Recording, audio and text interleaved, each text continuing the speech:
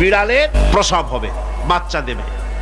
বিড়াল তখন ঘরের মধ্যে পেরেশান হয়ে ঘুরতে থাকে, একটা নিরাপদ জায়গা খোঁজে। প্রসব করার 2-3 দিন আগের থেকে খুঁজতে থাকে তার জন্য নিরাপদ জায়গা কোনটা।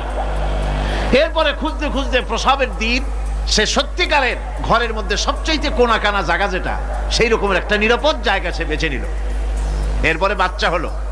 বাচ্চা হওয়ার পর এই বাচ্চার উপরে কেউ যেন আক্রমণ না করে, শত্রু যেন তার জায়গাটিতে না আসে, এই জন্য বাচ্চাটার ওর তো হাত দিয়ে মায়ের মতো কোলে নিতে পারে না, সে আস্তে করে ঘাটটা কামড়ায় ধরে যাতে করে বাচ্চা ব্যথা না পায়।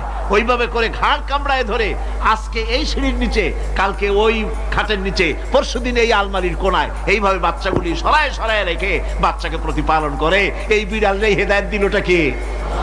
যিনি দিলেন তার নাম রব, তিনি হচ্ছেন রব্বুল আলামিন। সন্তান প্রতিপালনের ব্যবস্থা শুধু দুনিয়ার মানুষকেই দেন নাই, প্রাণী জগৎকেও দিয়েছেন। সুবহানাল্লাহ।